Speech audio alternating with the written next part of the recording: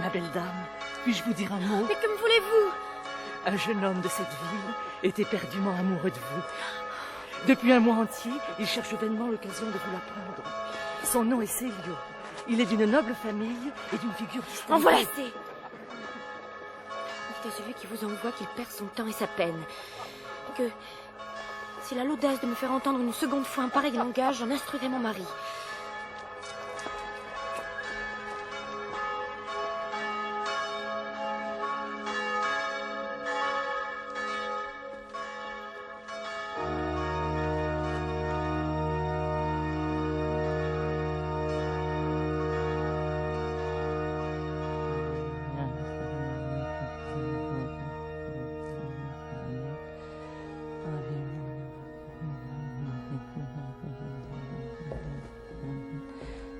Eh bien, Ciuta, qu'a-t-elle dit? Plus dévote et plus orgueilleuse que jamais. Elle instruira son mari, dit-elle, si on la poursuit plus longtemps. Malheureux que je suis. Je n'ai plus qu'à mourir. Ah, la plus cruelle de toutes les femmes.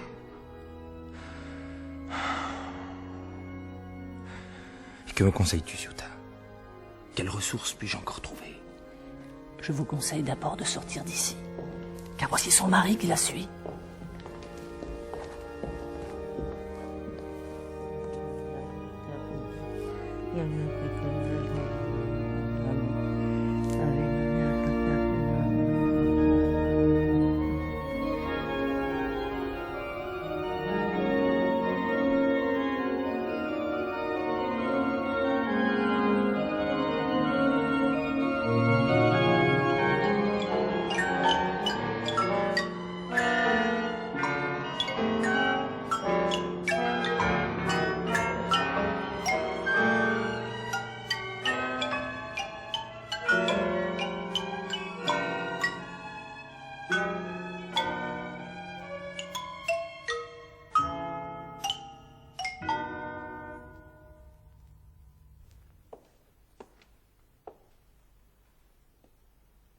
Es-tu mon fidèle serviteur, mon valet de chambre dévoué? Apprends que j'ai à me venger d'un outrage. Vous, monsieur? Moi-même. Puisque ces impudentes guitares ne cessent de murmurer sous les fenêtres de ma femme. Mais patience, tout n'est pas fini. Écoute un peu de ce côté-ci. Tu m'iras chercher ce soir le spadassin que je t'ai dit. Pourquoi faire? Je crois que Marianne a des amants. Vous croyez, monsieur?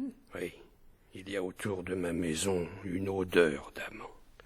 Personne ne passe naturellement devant ma porte. Il y pleut des guitares et des entremetteuses. Est-ce que vous pouvez empêcher qu'on donne des sérénades à votre femme? Non. Mais je puis poster un homme derrière la poterne et me débarrasser du premier qui entrera. Si, votre femme n'a pas d'amant. C'est comme si vous disiez que j'ai des maîtresses. Pourquoi n'en aurais-tu pas, Tibia? Tu es fort laid, mais tu as beaucoup d'esprit. J'en conviens, j'en conviens. Regarde, Tibia, tu en conviens toi-même. Il n'en faut plus douter, mon déshonneur est public. Pourquoi public? Je te dis qu'il est public. Mais monsieur, votre femme passe pour un dragon de vertu dans toute la ville. Elle ne voit personne. Elle ne sort de chez elle que pour aller à la messe. Laisse-moi faire. Je ne me sens pas de colère après tous les cadeaux qu'elle a reçus de moi. Oui, Tibia, je machine en ce moment une épouvantable trame et me sens prêt à mourir de douleur. Oh que non. Quand je te dis quelque chose, tu me ferais plaisir de le croire.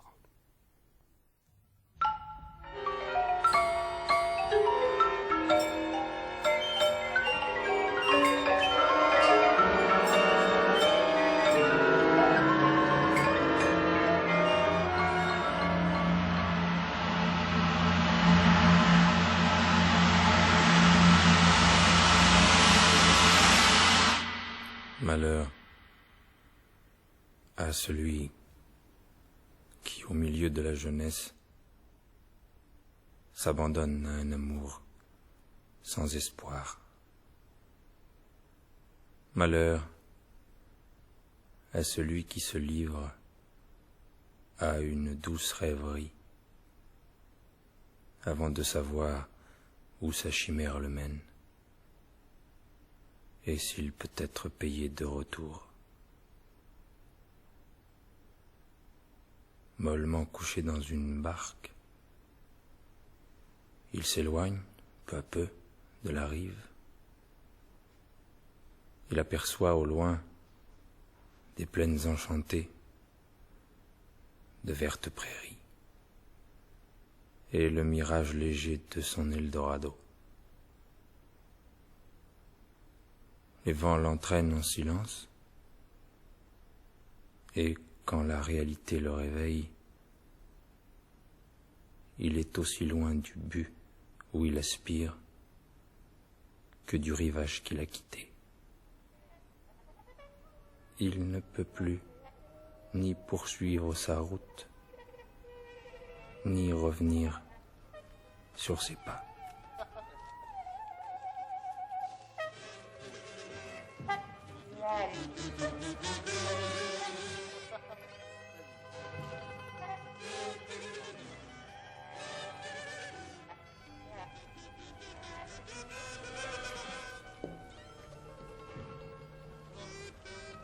Quelle est cette mascarade? N'est-ce pas Octave que j'aperçois?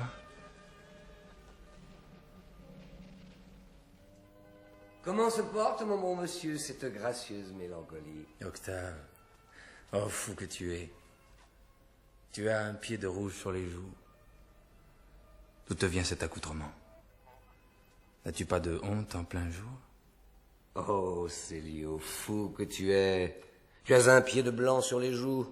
D'où te vient ce large habit noir? N'as-tu pas de honte en plein carnaval? Quelle vie que la tienne. Ou tu es gris ou je le suis moi-même. Ou tu es amoureux, ou je le suis moi-même. Plus que jamais de la belle Marianne. Plus que jamais de vin de Chypre. J'allais chez toi quand je t'ai rencontré. Et moi aussi j'allais chez moi. Comment se porte ma maison? Il y a 8 jours que je ne l'ai vue. J'ai un service à te demander. Parle, Célio, mon cher enfant. Veux-tu de l'argent? Je n'en ai plus. Veux-tu tes conseils? Je suis ivre. Veux-tu mon épée? Voilà une batte d'arlequin. Parle, parle! Dispose de moi. Combien de temps cela durera-t-il? 8 jours hors de chez toi. Tu te tueras, Octave. Jamais de ma propre main, mon ami, jamais. J'aimerais mieux mourir que d'attenter à mes jours. Mais n'est-ce pas un suicide comme un autre que la vie que tu mènes? Figure-toi un danseur de cordes, en brodequin d'argent, le balancier au poing suspendu entre le ciel et la terre. À droite et à gauche, de vieilles petites figures racornies, de maigres et pâles fantômes, des créanciers agiles, des parents et des courtisanes, toute une légion de monstres se suspendent à son manteau et le tiraillent de tous côtés pour lui faire perdre l'équilibre. Des phrases redondantes, de grands mots enchâssés cavalcadent autour de lui.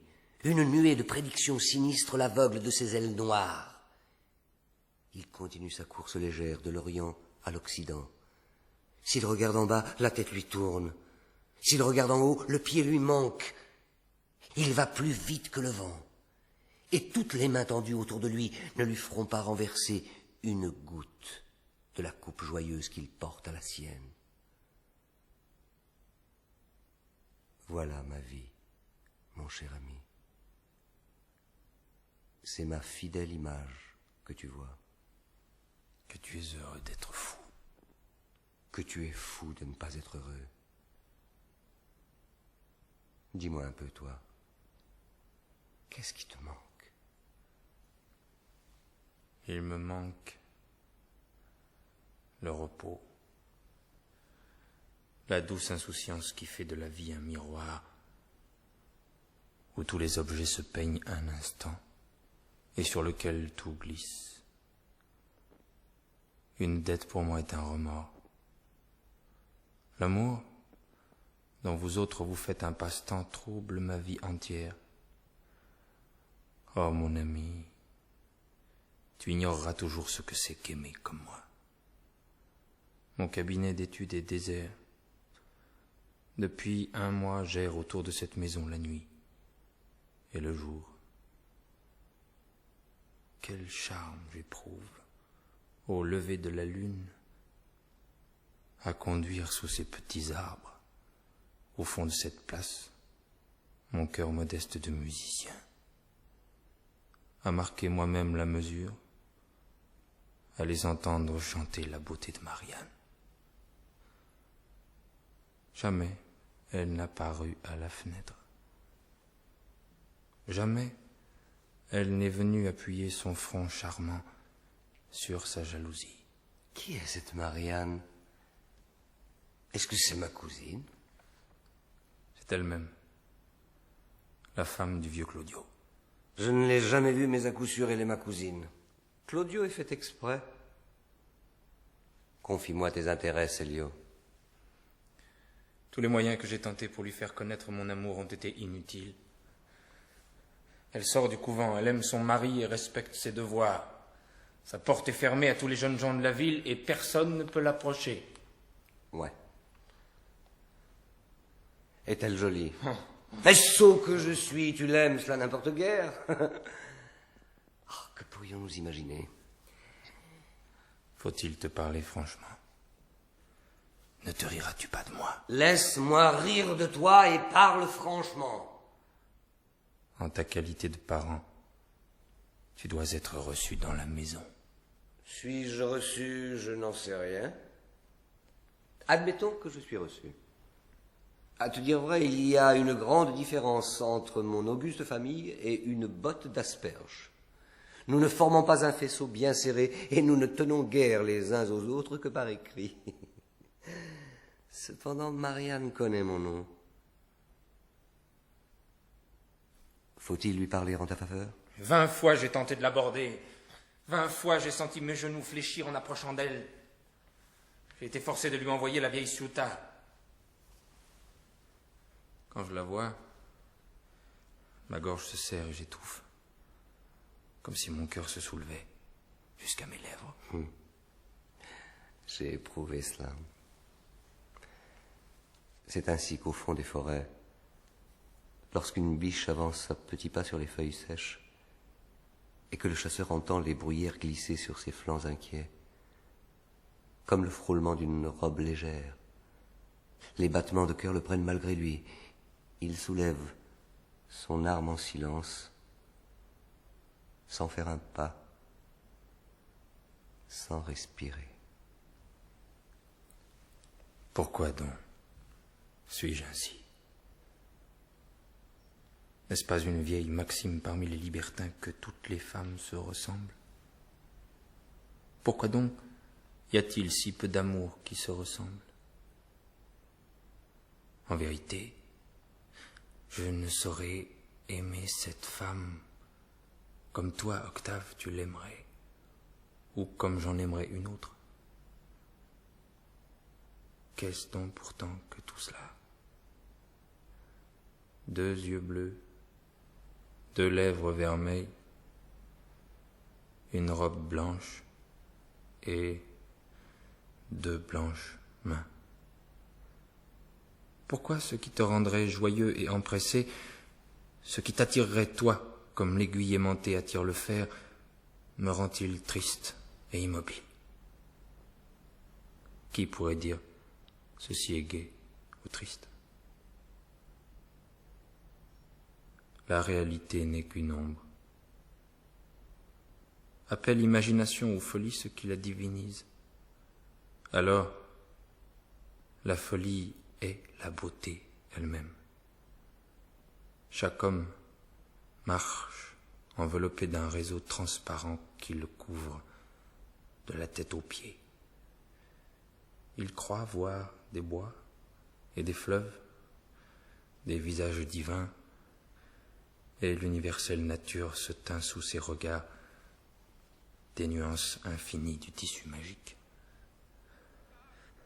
Octave! Octave, viens au secours! J'aime ton amour, Célio. Il divague dans ta cervelle comme un flacon syracusain.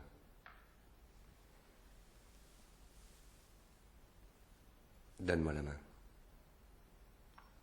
Je viens à ton secours. Attends un peu. L'air me frappe au visage et les idées me reviennent. Je connais cette Marianne. Elle me déteste fort sans m'avoir jamais vu. C'est une mince poupée qui marmotte des ave sans fin. Fais ce que tu voudras. Mais ne me trompe pas. Je t'en conjure. Je ne sais pas me défier d'une action que je ne voudrais pas faire moi-même. Si tu escaladais les murs. Entre elle et moi est une muraille imaginaire que je n'ai pu escalader. Si tu lui écrivais. Elle déchire mes lettres ou me les renvoie. Si tu en aimais une autre. Viens avec moi chez Rosalind. Le souffle de ma vie est à Marianne. Elle peut d'un mot de ses lèvres l'anéantir ou l'embraser. Vivre pour une autre me serait plus difficile que de mourir pour elle. Ou je réussirais ou je me tuerais. Silence! Silence, la voici qui détourne la rue. Retire-toi, je vais l'aborder. Mais y penses-tu dans l'équipage? Je te vois là, essuie-toi le visage, tu as l'air d'un fou! Voilà qui est fait. L'ivresse et moi, mon cher Célio, nous nous sommes trop chers l'un à l'autre pour nous jamais disputer. Elle fait mes volontés comme je fais les siennes. N'aie aucune crainte là-dessus. C'est le fait d'un étudiant en vacances qui se grise un jour de grand dîner, de perdre la tête et de lutter avec le vin. Moi, mon caractère est d'être ivre. Ma façon de penser est de me laisser faire. Et je parlerai au roi en ce moment comme je vais parler à ta belle. Je ne sais ce que j'éprouve. Non, ne lui parle pas. Pourquoi? Je ne puis dire pourquoi, il me semble que tu vas me tromper. Touche-la.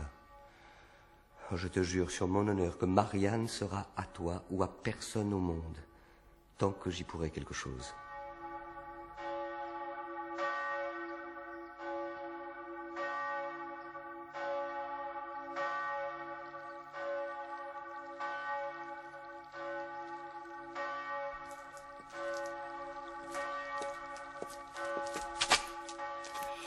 Ne vous détournez pas, princesse de beauté.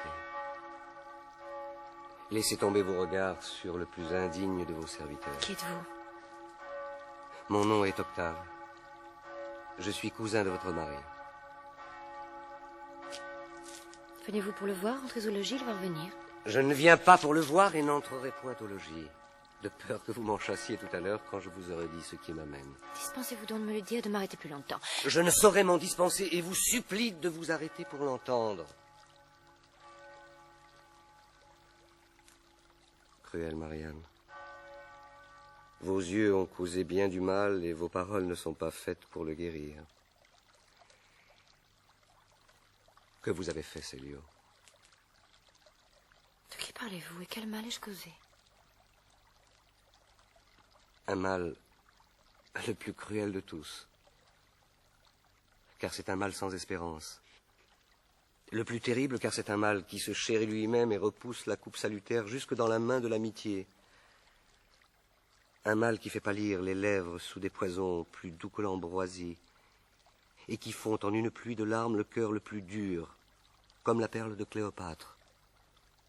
Un mal que tous les aromates, toute la science humaine saurait soulager, et qui se nourrit du vent qui passe, du parfum d'une rose fanée, du refrain d'une chanson, et qui suce l'éternel aliment de ses souffrances, dans tout ce qui l'entoure comme une abeille son miel, dans tous les buissons d'un jardin. Me direz-vous le nom de ce mal? Que celui qui est digne de le prononcer vous le dise. Que les rêves de vos nuits, que ces orangers verts, cette fraîche cascade vous l'apprennent. Que vous puissiez le chercher un beau soir. Vous le trouverez sur vos lèvres. Son nom n'existe pas sans lui. Est-il si dangereux à dire? Si terrible dans sa contagion qu'il effraie une langue qui plaît dans sa faveur? Est-il si doux à entendre, cousine, que vous le demandiez? Vous l'avez appris à Célio. C'est donc sans le vouloir, car je ne connais ni l'un ni l'autre. Que vous les connaissiez ensemble et que vous ne les sépariez jamais, voilà le souhait de mon cœur. En vérité? Célio est le meilleur de mes amis. Si je voulais vous faire envie, je vous dirais qu'il est beau comme le jour, jeune, noble. Et je ne mentirai pas. Mais je ne veux que vous faire pitié, je vous dirais qu'il est triste comme la mort, depuis le jour où il vous a vu. Est-ce ma faute s'il est triste? Est-ce sa faute si vous êtes belle? Il ne pense qu'à vous. À toute heure, il rôde autour de cette maison. N'avez-vous jamais entendu chanter sous vos fenêtres? N'avez-vous jamais soulevé à minuit cette jalousie et ce rideau? Tout le monde peut chanter le soir. Et cette place appartient à tout le monde. Tout le monde aussi peut vous aimer, mais personne ne peut vous le dire. Quel âge avez-vous, Marianne? Voilà une jolie question. Et si je n'avais que 19 ans, que voudriez-vous que j'en pense? Vous avez donc encore 5 ou 6 ans pour être aimé, 8 ou 10 pour aimer vous-même, et le reste pour prier Dieu. Vraiment. Eh bien, pour mettre le temps à profit, j'aime Claudio, votre cousin et mon mari. Mon cousin et votre mari ne feront jamais à eux deux qu'un pédant de village. Vous ne l'aimez point, Claudio. Ni Célio, vous pouvez le lui dire. Pourquoi? Pourquoi n'aimerais-je pas Claudio? C'est mon mari. Mais pourquoi n'aimeriez-vous pas Célio? C'est votre amant. Me direz-vous aussi pourquoi je vous écoute. Adieu, Signor Octave. Voilà une plaisanterie qui a duré assez longtemps.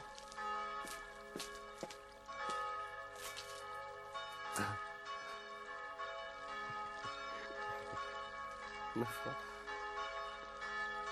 Ma foi. Elle a de beaux yeux.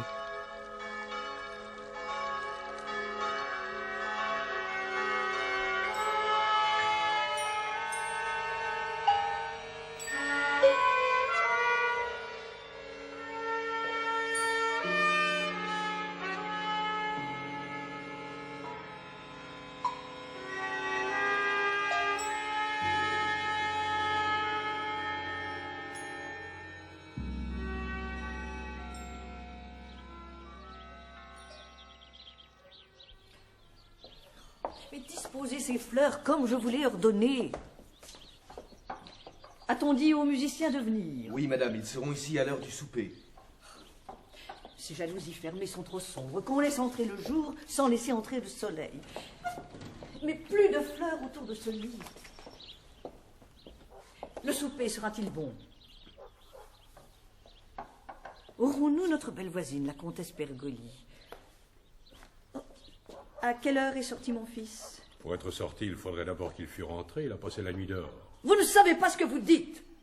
Il a soupé hier avec moi et m'a ramené ici. A-t-on fait porter dans le cabinet d'études le tableau que j'ai acheté ce matin? Du vivant de son père, il n'en aurait pas été ainsi. Ne dirait-on pas que notre maîtresse a 18 ans et qu'elle attend son Sigisbée? Mais du vivant de sa mère, il en est ainsi, Malvolio. Qui vous a chargé de veiller sur sa conduite? Songez-y, que Célio ne rencontre pas sur son passage un visage de mauvais augure, qu'il ne vous entende pas grommeler entre vos dents, comme un chien de basse-cour à qui l'on dispute l'os qu'il veut ronger, ou par le ciel. Pas un de vous ne passera la nuit sous ce toit. Je ne grommelle rien. Ma figure n'est pas un mauvais présage. Vous me demandez à quelle heure est sorti mon maître, je vous réponds qu'il n'est pas rentré. Depuis qu'il a l'amour en tête, on ne le voit pas 4 fois la semaine. Mais pourquoi ces livres sont-ils couverts de poussière? Pourquoi ces meubles sont-ils en désordre? Pourquoi faut-il que je mette ici la main à tout si je veux obtenir quelque chose? Il vous appartient bien de lever les yeux sur ce qui ne vous regarde pas lorsque votre ouvrage est à moitié fait et que les soins dont on vous charge retombent sur les autres. Allez et retenez votre langue.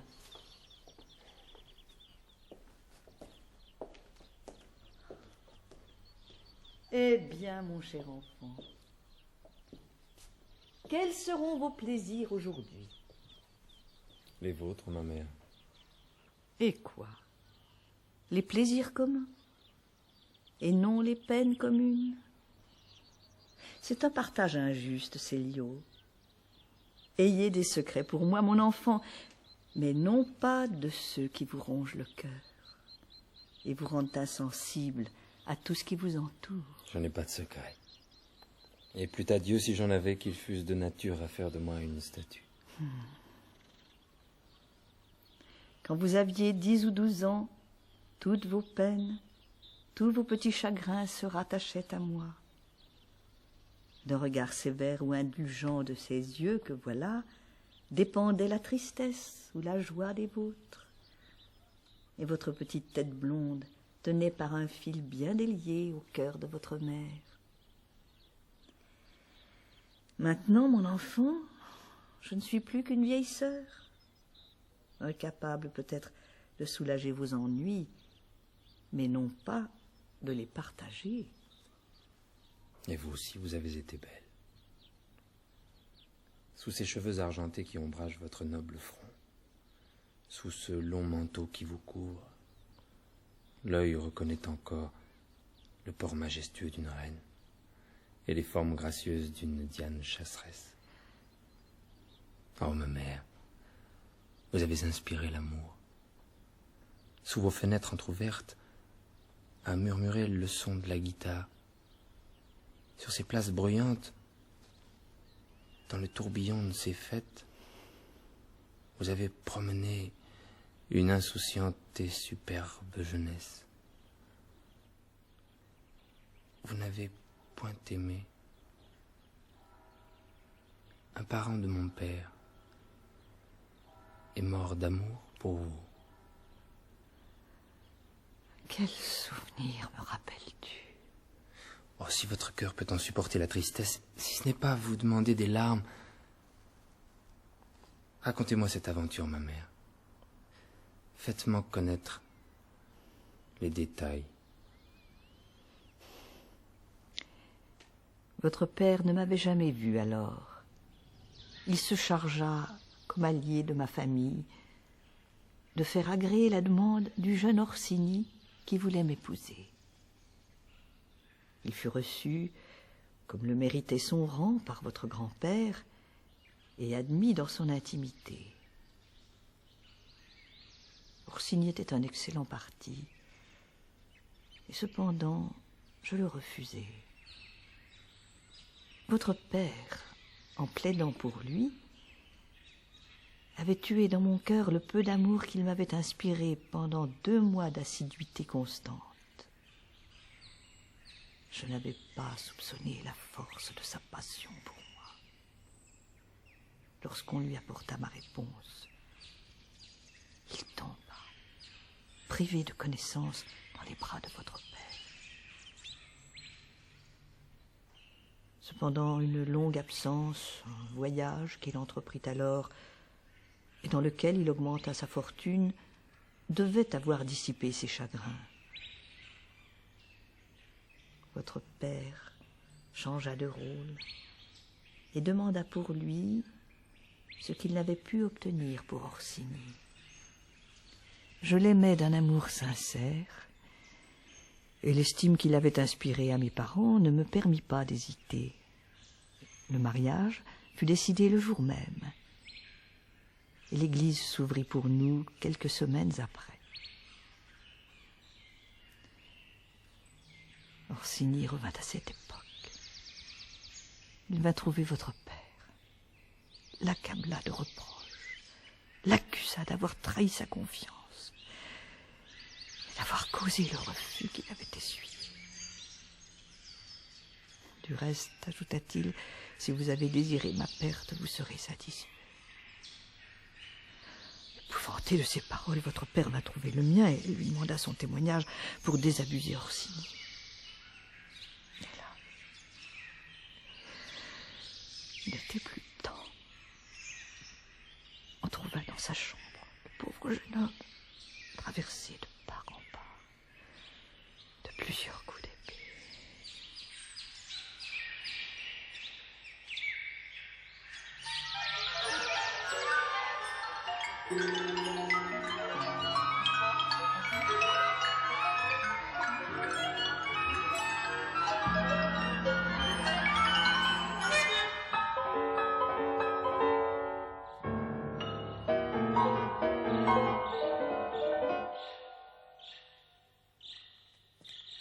Tu as raison, et ma femme est un trésor de pureté.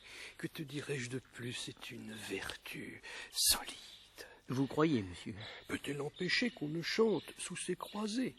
Les signes d'impatience qu'elle peut donner dans son intérieur sont les suites de son caractère. As-tu remarqué que sa mère, lorsque j'ai touché cette corde, a été tout d'un coup du même avis que moi?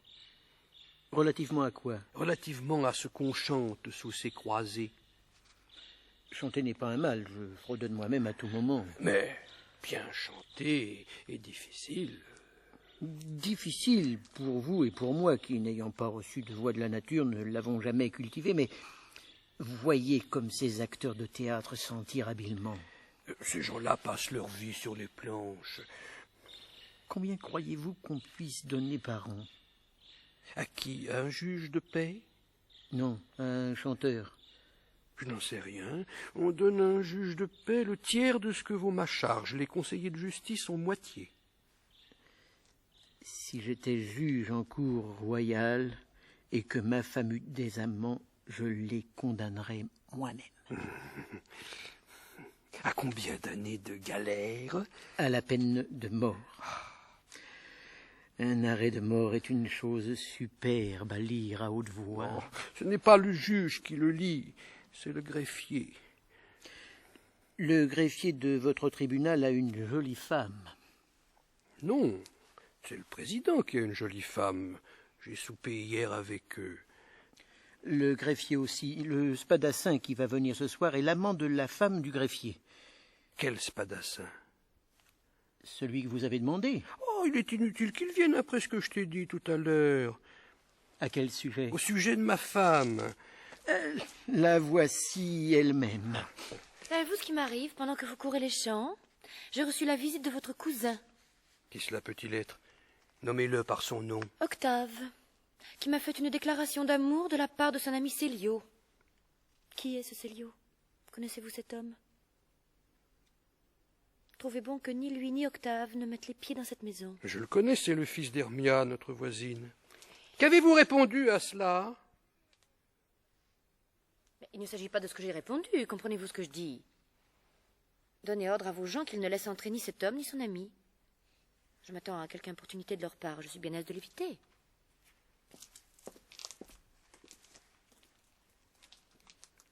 Que penses-tu de cette aventure, Tibia? Il y a quelques ruses là-dessous. Vous croyez, monsieur? Pourquoi n'a-t-elle pas voulu dire ce qu'elle a répondu? La déclaration est impertinente, il est vrai, mais la réponse mérite d'être connue. J'ai le soupçon que ce Célio est l'ordonnateur de toutes ces guitares. Défendre votre porte à ces deux hommes est un moyen excellent de les éloigner. Rapporte-t'en à moi. Il faut que je fasse part de cette découverte à ma belle-mère. J'imagine que ma femme me trompe et que toute cette fable est une pure invention pour me faire prendre le change et troubler entièrement mes idées.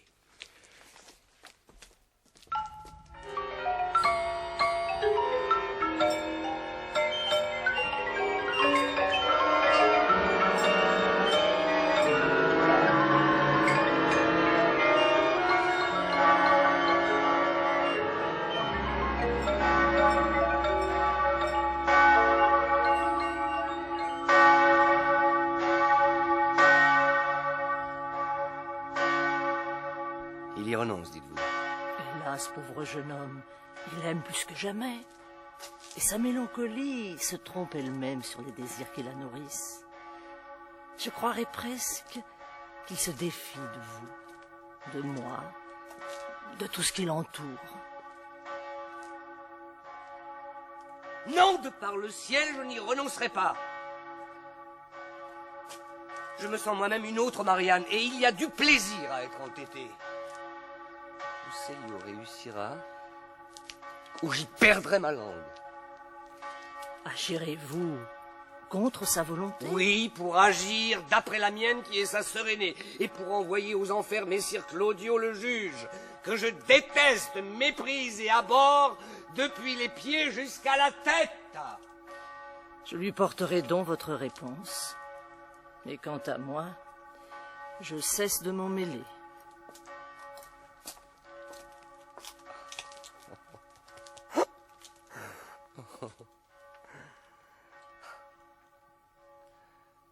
je suis comme un homme qui tient la banque d'un pharaon pour le compte d'un autre et qui a la veine contre lui.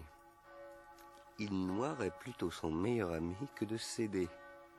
Et la colère de perdre avec l'argent d'autrui l'enflamme 100 fois plus que ne le ferait sa propre ruine. Comment, Célio, tu abandonnes la partie? Que veux-tu que je fasse? Te défies-tu de moi? Qu'as-tu? Te voilà pâle comme la neige. Que se passe-t-il en toi? Pardonne-moi. Pardonne-moi, fais ce que tu voudras. Va trouver Marianne. Dis-lui que me tromper, c'est me donner la mort. Et que ma vie est dans ses yeux.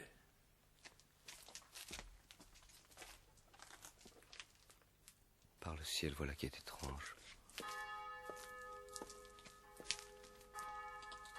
Belle Marianne, vous dormirez tranquillement, le cœur de Célio est à une autre, et ce n'est plus sous vos fenêtres qu'il donnera ses sérénades. Quel dommage. Et quel grand malheur de n'avoir pu partager un amour comme celui-là. Vous voyez comme le hasard me contrarie, moi qui allais l'aimer. En vérité. Oui, sur mon âme, ce soir, ou demain matin, dimanche ou plus tard, je lui appartenais. Qui pourrait ne pas réussir avec un ambassadeur tel que vous? Il faut croire que sa passion pour moi était quelque chose comme du chinois ou de l'arabe, puisqu'il lui fallait un interprète, et qu'elle ne pouvait s'expliquer toute seule. Raillez, raillez, nous ne vous craignons plus. Ou peut-être que cet amour n'était encore qu'un pauvre enfant à la mamelle, et vous comme une sage nourrice. En le menant à la lisière, vous leur laissez tomber la tête la première en le promenant par la ville. La sage nourrice s'est contentée de lui faire boire d'un certain lait, et que la vôtre vous a versé sans doute et généreusement. Vous en avez encore sur les lèvres une goutte qui se mêle à toutes vos paroles.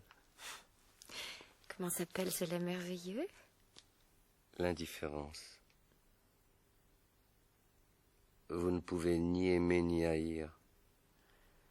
Et vous êtes comme les roses du Bengale, Marianne. Sans épines et sans parfum. Bien dit. Aviez-vous préparé d'avance cette comparaison?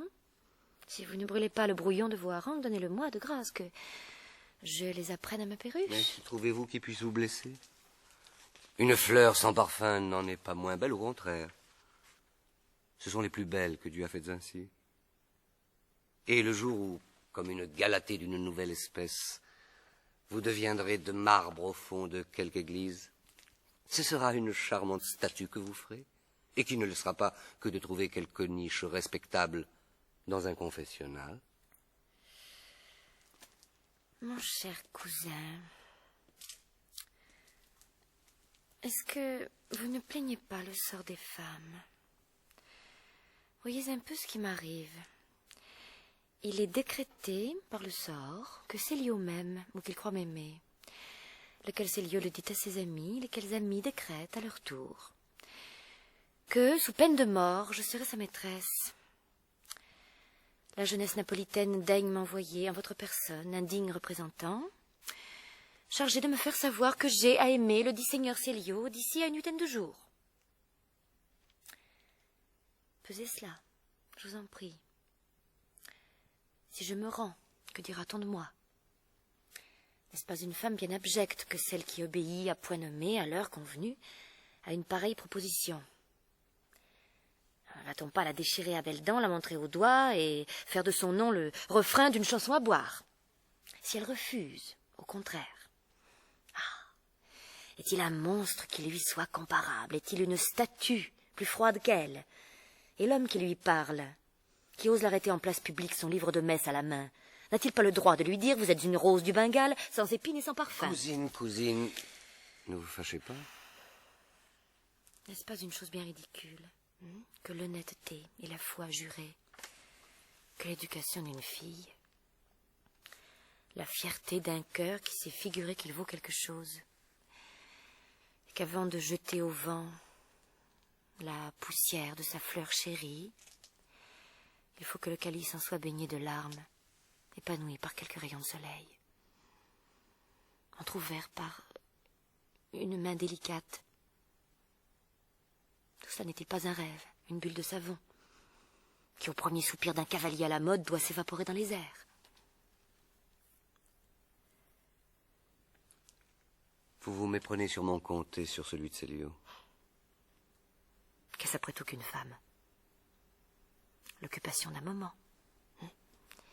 Une coupe fragile qui renferme une goutte de rosée qu'on porte à ses lèvres et puis qu'on jette par-dessus son épaule. Une femme, c'est une partie de plaisir. Ne pourrait-on pas dire, quand on en rencontre une, voilà une belle nuit qui passe? Et ne serait-ce pas un grand écolier en de telle matière que celui qui baisserait les yeux devant elle, qui se dirait tout bas, voilà, peut-être, le bonheur d'une vie entière, et qui la laisserait passer. Ra-pom-pom, tra-di-ri, la-la-la.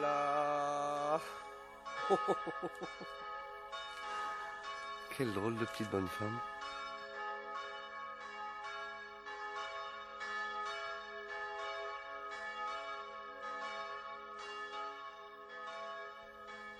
Hé!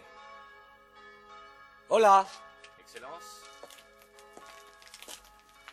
Apportez-moi ici, sous cette tonnelle, une bouteille de quelque chose. Ce qui vous plaira, Excellence. Voulez-vous du Lacryma Christi? Soit. Allez-vous-en un peu chercher dans les rues d'alentour le seigneur Célio qui porte un manteau noir et des culottes plus noires encore. Vous lui direz qu'un de ses amis est là qui boit tout seul du Lacryma Christi. Après quoi, vous irez à la grande place et vous m'apporterez une certaine Rosalinde qui est rousse et qui est toujours à sa porte.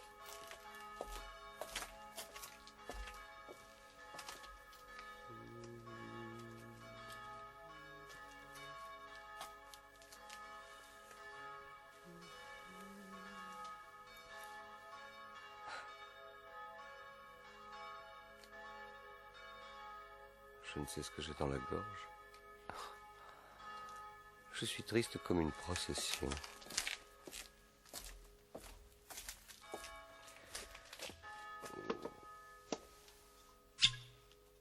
Je ferais aussi bien de dîner ici.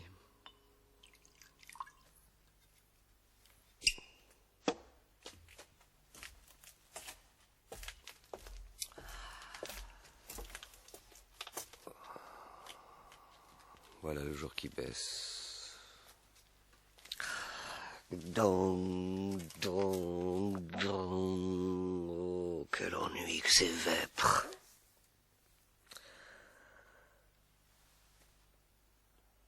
Est-ce que j'ai envie de dormir? Je me sens tout pétrifié.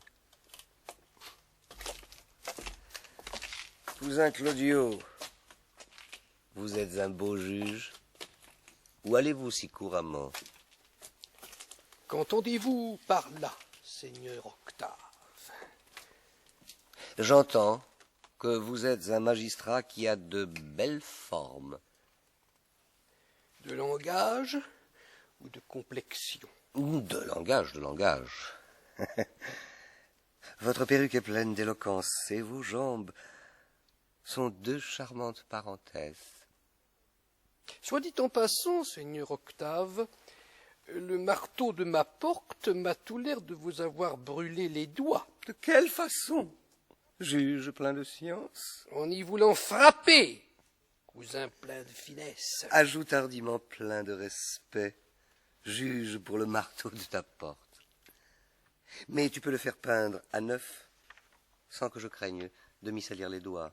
En quelle façon, cousin plein de facéties? En n'y frappant jamais, juge plein de causticité. Cela vous est pourtant arrivé, puisque ma femme a enjoint à ses gens de vous fermer la porte au nez, à la première occasion. Tes lunettes sont myopes, juge plein de grâce. Tu te trompes d'adresse dans ton compliment. Mes lunettes sont excellentes, cousin plein de ripostes. N'as-tu pas fait à ma femme une déclaration amoureuse? À quelle occasion, subtil magistrat? À l'occasion de ton ami Célio, cousin. Malheureusement, j'ai tout entendu. Par quelle oreille, sénateur incorruptible? Par celle de ma femme, qui m'a tout raconté, Godeluro chéri. Tout absolument époux idolâtré? Rien n'est resté dans cette charmante oreille? Il y est resté sa réponse, charmant pilier de cabaret que je suis chargé de te faire. Je ne suis pas chargé de l'entendre, cher procès-verbal. Ce sera donc ma porte en personne qui te la fera. Aimable croupier de roulette, si tu t'avises de la consulter. Oh, c'est ce dont je ne me soucie guère, chère sentence de mort. Je vivrai heureux sans cela. Puisses-tu le faire en repos, cher cornette, passe 10. Je te souhaite 1000 prospérités. Rassure-toi sur ce sujet, cher verrou de prison, et dors tranquille comme à l'audience.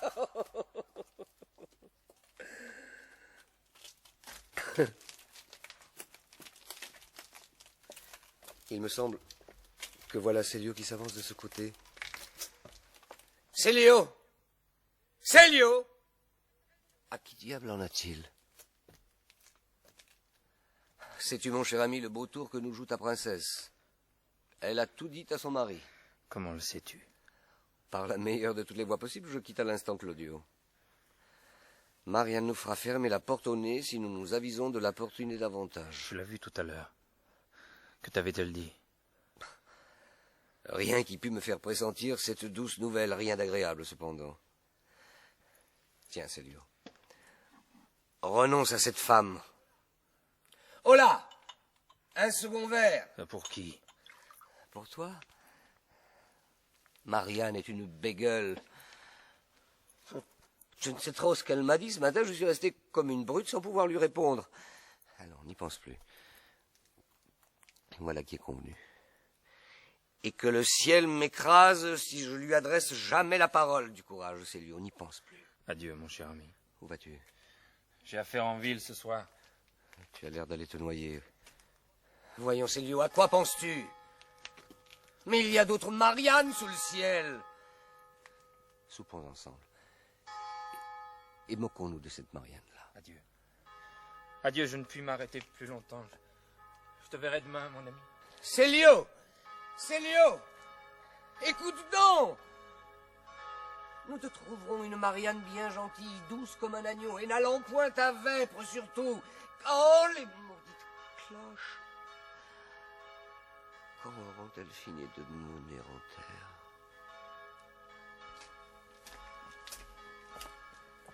Monsieur, la demoiselle Rousse n'est point à sa fenêtre. Elle ne peut se rendre à votre invitation. Oh, la peste soit de tout l'univers. Est-il donc décidé que je souperai seul aujourd'hui?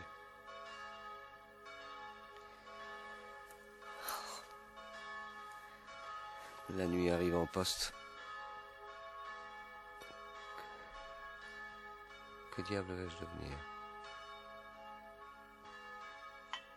Bon. Ceci me convient.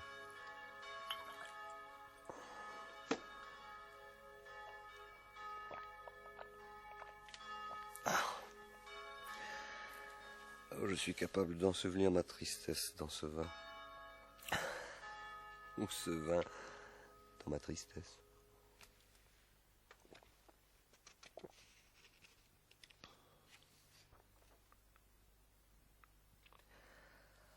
Ah, les vêpres sont finies. Voici Marianne qui revient. Encore ici, Seigneur Octave, et déjà à table. C'est un peu triste de s'enivrer tout seul. Le monde entier m'abandonne. Je tâche d'y voir double afin de me servir à moi-même de compagnie. Oh, comment pas un de vos amis, pas une de vos maîtresses, qui vous soulage de ce fardeau terrible, la solitude. Faut-il vous dire ma pensée?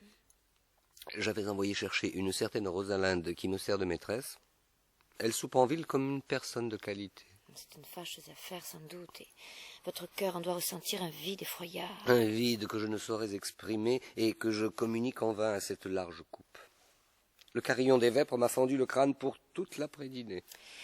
Dites-moi, cousin, est-ce du vin à 15 sous la bouteille que vous buvez? Ne riez pas. Ce sont les larmes du Christ en personne. Cela m'étonne que vous ne buviez pas du vin à 15 sous. Buvez-en, je vous en supplie. Mais pourquoi en boirais-je, s'il vous plaît? Écoutez-en. Je suis sûre qu'il n'y a aucune différence avec celui-là. Il y en a une aussi grande qu'entre le soleil et une lanterne. Non, vous dites la même chose. Mais Dieu m'en préserve. Vous moquez-vous de moi? Vous trouvez qu'il y a une grande différence? Oh, sûrement. Je croyais qu'il en était du vin comme des femmes. Une femme n'est-elle pas aussi un vase précieux, scellé comme ce flacon de cristal? Ne renferme-t-elle pas une ivresse, grossière ou divine, selon sa force et sa valeur? Et n'y a-t-il pas parmi elles le vin du peuple et les larmes du Christ? Quel misérable cœur est-ce donc le vôtre, pour que vos lèvres lui fassent la leçon? Vous ne boiriez pas le vin que boit le peuple, et vous aimez les femmes qu'il aime. L'esprit généreux et poétique de ce flacon doré, ces sucs merveilleux, que la lave du Vésuve a cuvé sous son ardent soleil, vous conduiront, chancelant et sans force, dans les bras d'une fille de joie. Vous rougiriez de boire un vin grossier. Votre gorge soulèverait. Vos lèvres sont délicates, mais votre cœur s'enivre à bon marché. Bonsoir, cousin. Oh, puisse Rosalinde rentrer ce soir chez elle. 2 mots de grâce, belle Marianne, et ma réponse sera courte.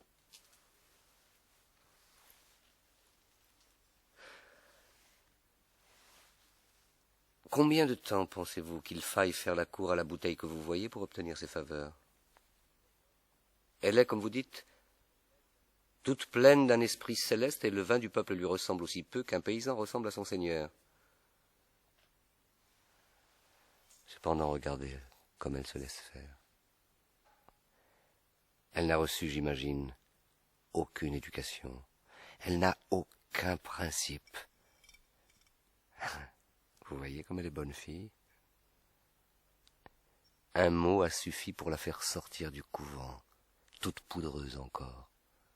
Elle s'en est échappée pour me donner un quart d'heure d'oubli et mourir. Sa couronne virginale, empourprée de cire odorante, est aussitôt tombée en poussière, et je ne puis vous le cacher. Elle a failli passer tout entière sur mes lèvres, dans la chaleur de son premier baiser. Êtes-vous sûr qu'elle en vaut davantage? Et si vous êtes un de ces vrais amants, n'iriez-vous pas, si la recette en était perdue, en chercher la dernière goutte jusque dans la bouche du volcan? Elle n'en vaut ni plus ni moins. Elle sait qu'elle est bonne à boire et qu'elle est faite pour être bue. Dieu n'en a pas caché la source au sommet d'un pic inabordable au fond d'une caverne profonde. Il l'a suspendue en grappe dorée au bord de nos chemins. Elle y fait son métier de courtisane. Elle y effleure la main du passant, elle y étale au rayon du soleil sa gorge rebondie, et toute une cour d'abeilles et de frelons murmure autour d'elle, matin et soir. Le voyageur dévoré de soif peut se coucher sous ses rameaux verts. Jamais elle ne l'a laissé languir, jamais elle ne lui a refusé les douces larmes dont son cœur est plein. Oh, Marianne, c'est un don fatal que la beauté. La sagesse dont elle se vante est sœur de l'avarice. Et il y a plus de miséricorde dans le ciel pour ses faiblesses que pour sa cruauté. Bonsoir, cousine.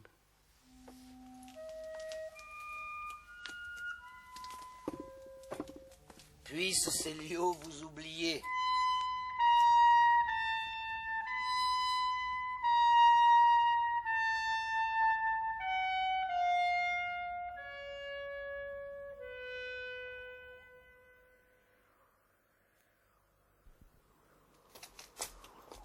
Seigneur Célio, défiez-vous d'Octave. Ah. Ne vous a-t-il pas dit que la belle Marianne lui avait fermé sa porte?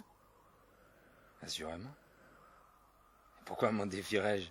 Tout à l'heure, en passant dans sa rue, je l'ai vue en conversation avec elle, sous une tonnelle couverte. Qu'y a-t-il d'étonnant à cela? Il aura épié ses démarches et saisi un moment favorable pour lui parler de moi. J'entends qu'ils se parlaient amicalement, et comme des gens qui sont de bon accord ensemble. En es-tu sûr, Ciuta? Alors je suis le plus heureux des hommes. Il aura plaidé ma cause avec chaleur. Puisse le ciel vous favoriser.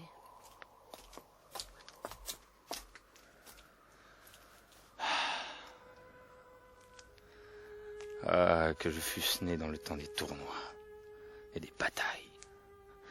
Qu'il m'eût été permis de porter les couleurs de Marianne et de les teindre de mon sang.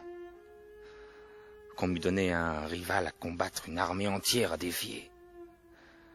Que le sacrifice de ma vie eût pu lui être utile.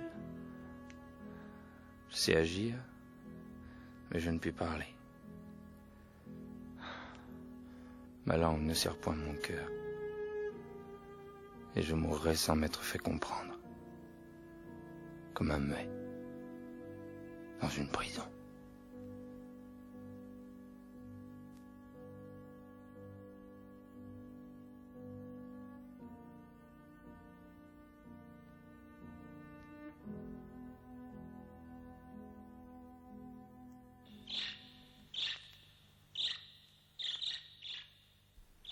Pensez-vous que je sois un mannequin?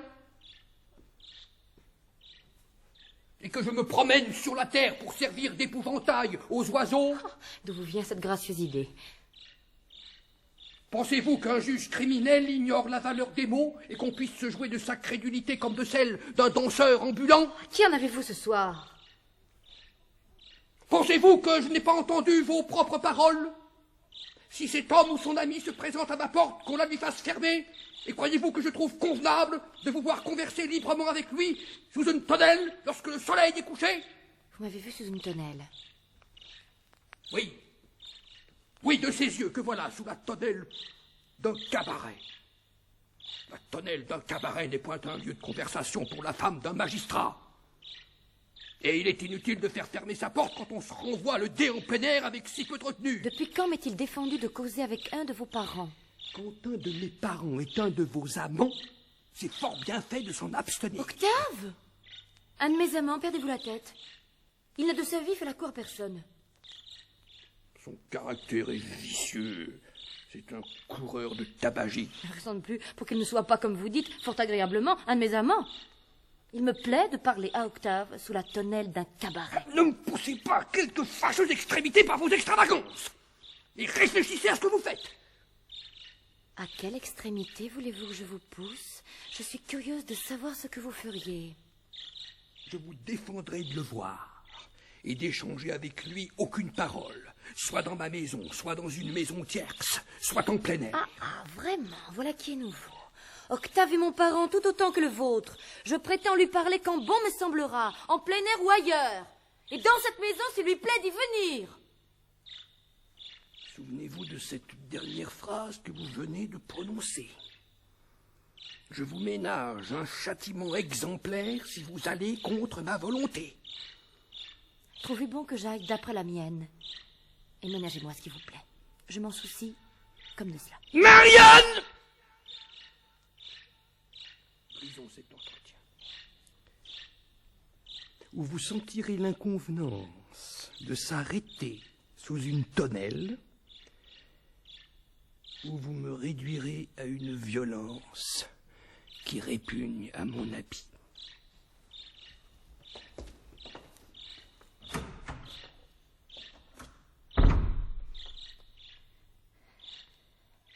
Oh là, quelqu'un! Voyez-vous là-bas, dans cette rue, ce jeune homme assis devant une table, sous cette tonnelle. Allez lui dire que j'ai à lui parler et qu'il prenne la peine d'entrer.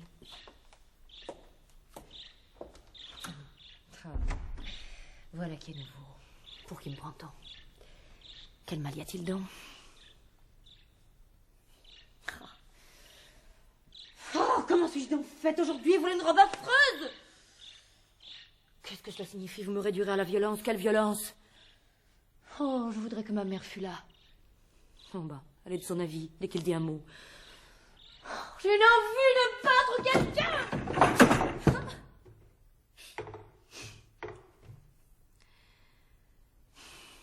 Je suis bien sotte en vérité. Voilà Octave qui vient. Oh, je voudrais qu'il la rencontrât. Ah, c'est donc là le commencement. On me l'avait prédit, je savais, je m'y attendais. Patience, patience. il me ménage un châtiment. Et lequel, par hasard? Je voudrais bien savoir ce qu'il veut dire.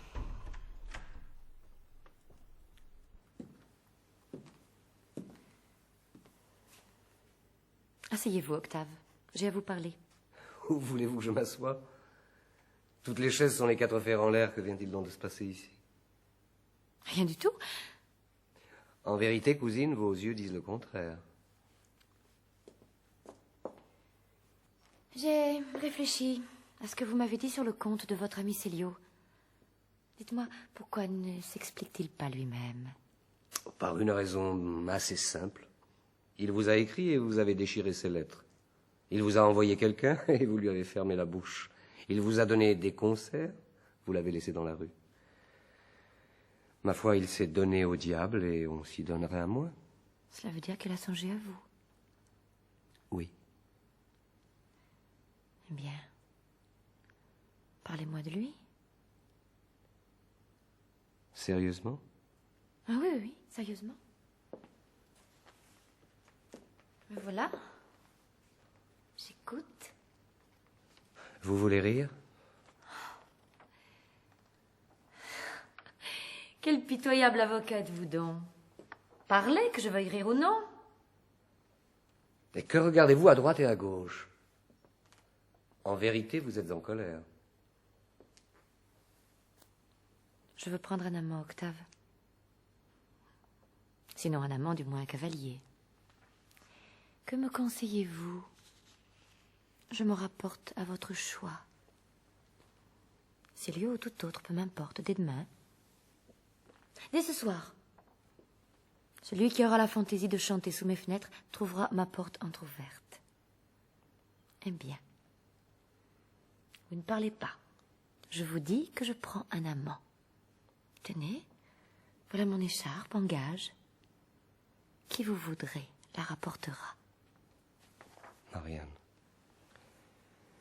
quelle que soit la raison qui a pu vous inspirer une minute de complaisance, puisque vous m'avez appelé, puisque vous consentez à m'entendre, au nom du ciel, restez là même une minute encore, permettez-moi de vous parler. Que voulez-vous me dire? Si jamais homme au monde a été digne de vous comprendre, digne de vivre et de mourir pour vous, cet homme est Célio.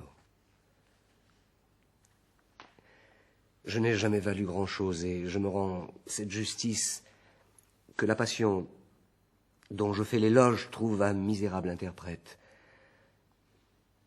Oh, si vous saviez sur quel autel sacré vous êtes adoré comme un dieu. Vous, si belle, si jeune, si pure encore, livrée à un vieillard qui n'a plus de sens et qui n'a jamais eu de cœur.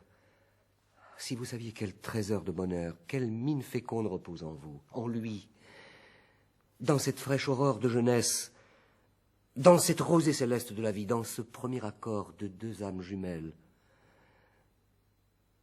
Je ne vous parle pas de sa souffrance, de cette douce et triste mélancolie qui ne s'est jamais lassée de vos rigueurs et qui en mourrait sans se plaindre.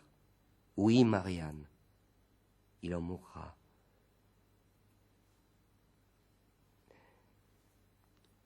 Que puis-je vous dire? Qu'inventerais-je pour donner à mes paroles la force qui leur manque? Je ne sais pas le langage de l'amour. Regardez dans votre âme. C'est elle qui peut vous parler de la sienne. Y a-t-il un pouvoir capable de vous toucher, vous qui savez supplier Dieu? Existe-t-il une prière qui puisse rendre ce dont mon cœur est plein? Relevez-vous, Octave. En vérité, si quelqu'un entrait ici, ne croirait-on pas vous entendre que c'est pour vous que vous plaidez? Marianne.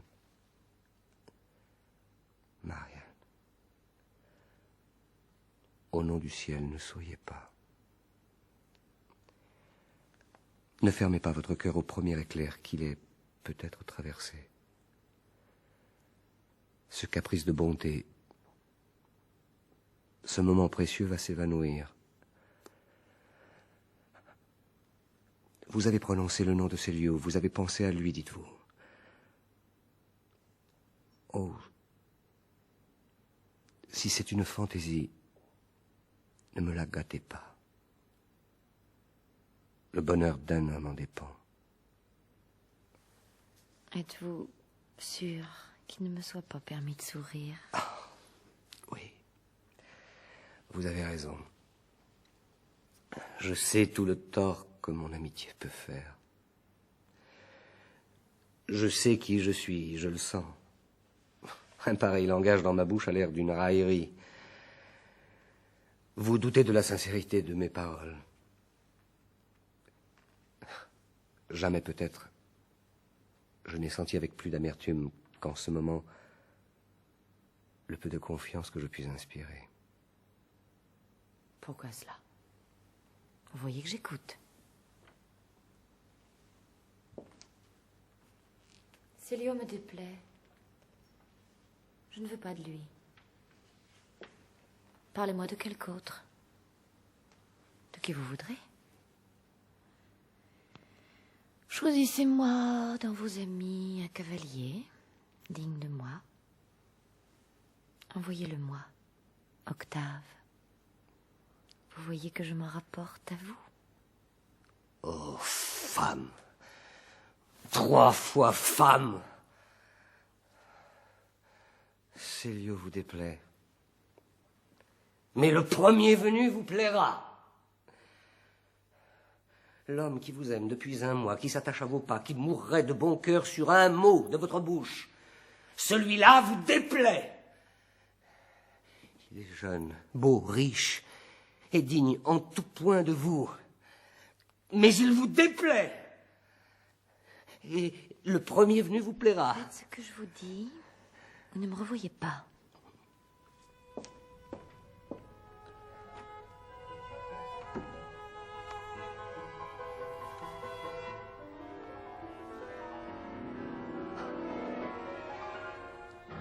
Ton écharpe est bien jolie, Marianne. Et ton petit caprice de colère est un charmant traité de paix. Il ne me faudrait pas beaucoup d'orgueil pour le comprendre. Un peu de perfidie suffirait. Ce sera pourtant Célio qui en profitera.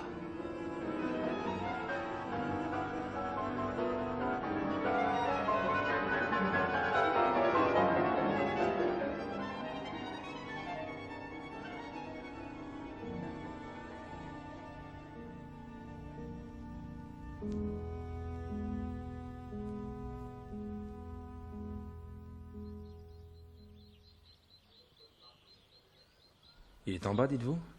Qu'il monte! Pourquoi ne le faites-vous pas monter sur le champ?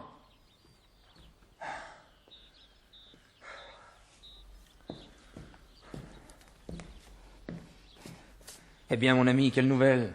Attache ce chiffon à ton bras droit, Célio. Prends ta guitare et ton épée, tu es l'amant de Marianne.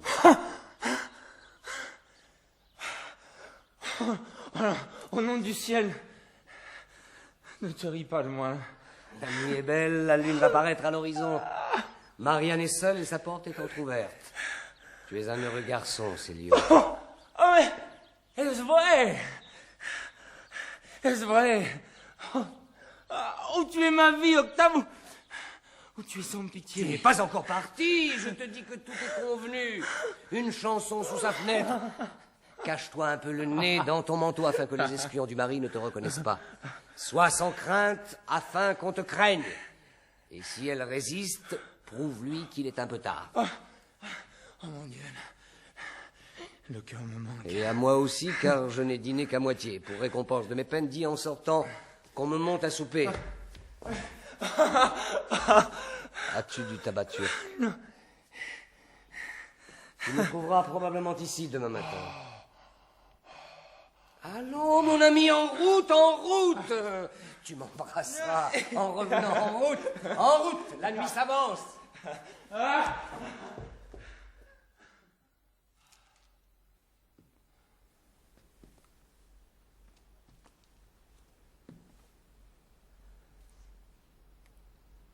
écrit sur tes tablettes, Dieu juste,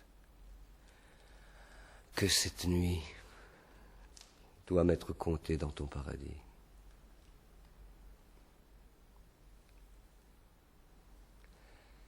Est-ce bien vrai que tu as un paradis? En vérité, cette femme était belle. Et sa petite colère lui allait bien. D'où venait-elle, c'est ce que j'ignore. Mais qu'importe comment la bille d'ivoire tombe sur le numéro que nous avons appelé. Souffler une maîtresse à son ami, c'est une rouerie trop commune pour moi.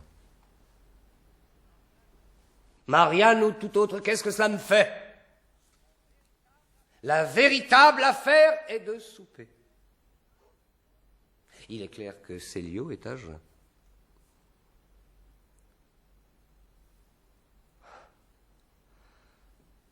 Comme tu m'aurais détesté, Marianne, si je t'avais aimé. Comme tu m'aurais fermé ta porte. Comme ton bélître de mari t'aurait paru un Adonis, un Sylvain, en comparaison de moi. Où est la raison de tout cela? Pourquoi la fumée de cette pipe va-t-elle à droite plutôt qu'à gauche? Voilà la raison de tout. Fou. 3 fois fou allié. Celui qui calcule ses chances, qui met la raison de son côté. La justice céleste tient une balance dans ses mains. La balance est parfaitement juste, mais tous les poids sont creux. Dans l'un, il y a une pistole, dans l'autre, un soupir amoureux. Dans celui-là, une migraine. Dans celui-ci, il y a le temps qu'il fait. Et toutes les actions humaines s'en vont de haut en bas, selon ses poids capricieux. Monsieur, voilà une lettre à votre adresse. Elle est si pressée que vos gens l'ont apportée ici. On a recommandé de vous la remettre en quelque lieu que vous fussiez ce soir. Voyons un peu cela. Ne venez pas ce soir, mon mari a entouré la maison d'assassins et vous êtes perdu s'il vous trouve. Marie.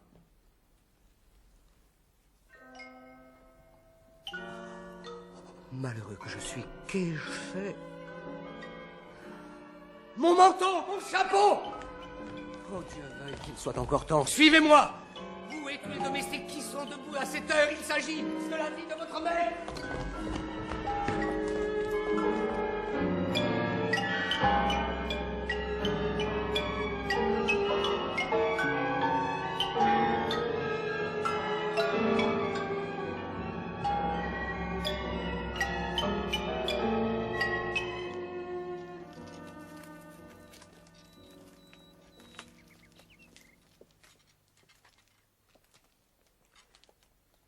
Laissez-le entrer, et jetez-vous sur lui dès qu'il sera parvenu à ce bosquet. Et s'il entre par l'autre côté? Alors, attendez-le au coin du mur. Oui, monsieur. Le voilà qui arrive. Tenez, monsieur. Voyez comme son ombre est grande. C'est un homme d'une belle stature. Retirons-nous à l'écart et frappons quand il en sera temps.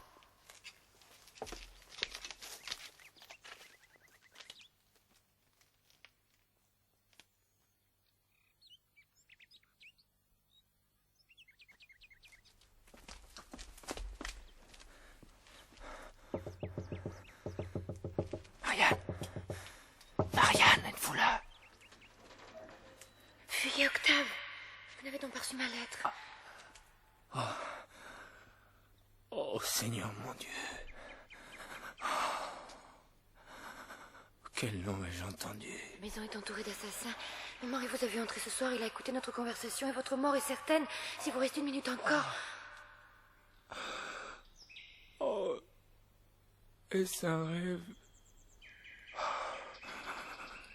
Suis-je Célio? Octave, au nom du ciel, ne vous arrêtez pas, puisse-t-il être encore temps de vous échapper. Demain, trouvez-vous à midi dans un confessionnal de l'église, j'y serai. Oh, mort. tu es là, viens donc à mon secours. Octave. Traître Octave. Puisse mon sang retomber sur toi. Puisque tu savais quel sort m'attendait ici. Et que tu m'y as envoyé à ta place. Tu seras satisfait dans ton désir.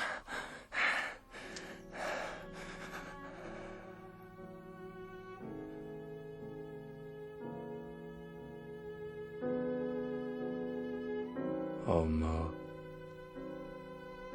je t'ouvre les bras. Voici le terme de mes mots.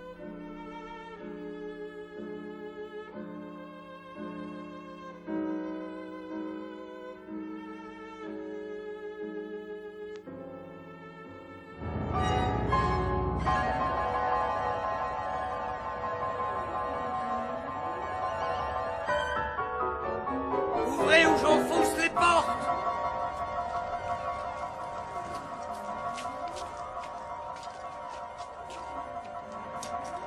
Que voulez-vous? Où est Célio? Je ne pense pas que son habitude soit de coucher dans cette maison. Si tu l'as assassiné, Claudio, prends garde à toi. Je te tordrai le cou de ces mains que voilà. Êtes-vous fou ou somnambule? Ne les tue pas toi-même pour te promener à cette heure ton épée sous le bras. Cherchez dans ce jardin si bon vous semble, je n'y ai vu entrer personne. Et si quelqu'un l'a voulu faire, il me semble que j'avais le droit de ne pas lui ouvrir. Venez, et cherchez partout.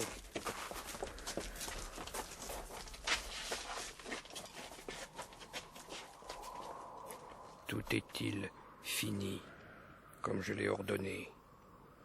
Oui, monsieur, soyez en repos. Ils peuvent chercher tant qu'ils voudront.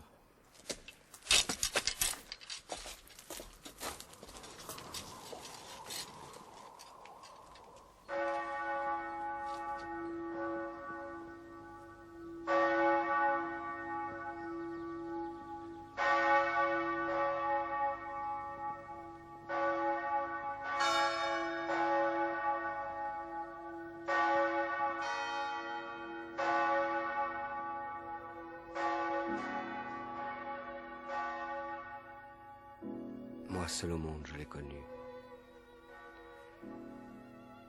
Cette urne d'albâtre, couverte de ce long voile de deuil, et sa parfaite image.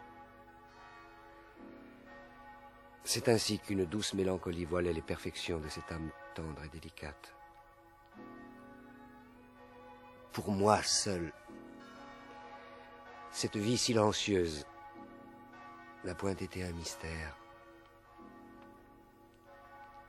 Les longues soirées que nous avons passées ensemble sont comme de fraîches oasis dans un désert aride. Elles ont versé sur mon cœur les seules gouttes de rosée qui y soient jamais tombées. Célio était la bonne partie de moi-même.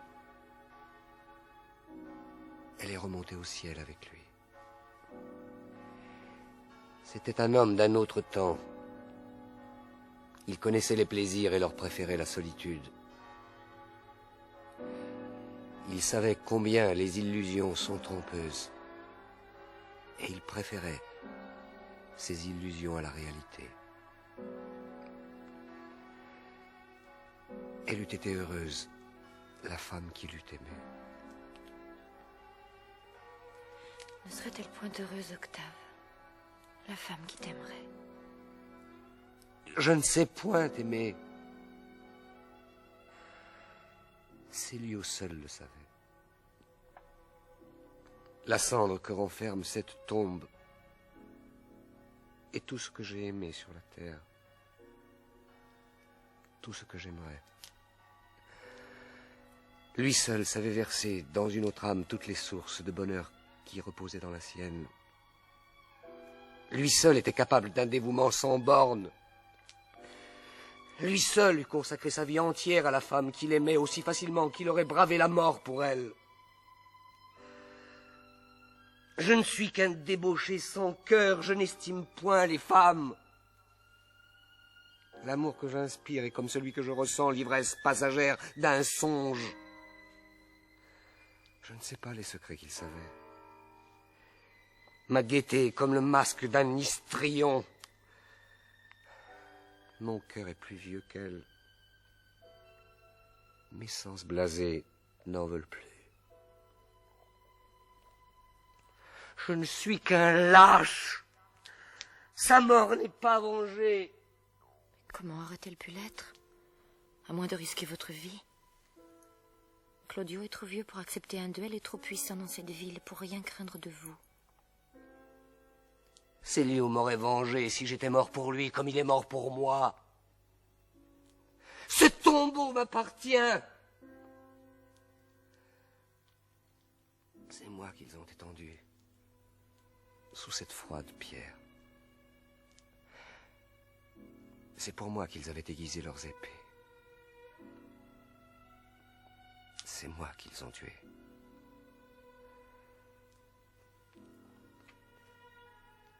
Adieu la gaieté de ma jeunesse. L'insouciante folie, la vie libre et joyeuse au pied du Vésuve. Adieu les fins.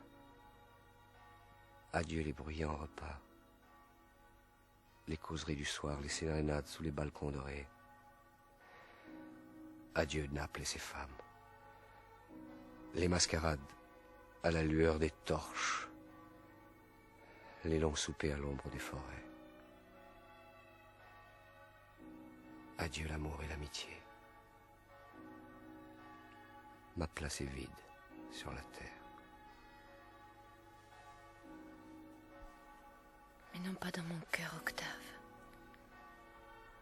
Pourquoi dis-tu adieu l'amour?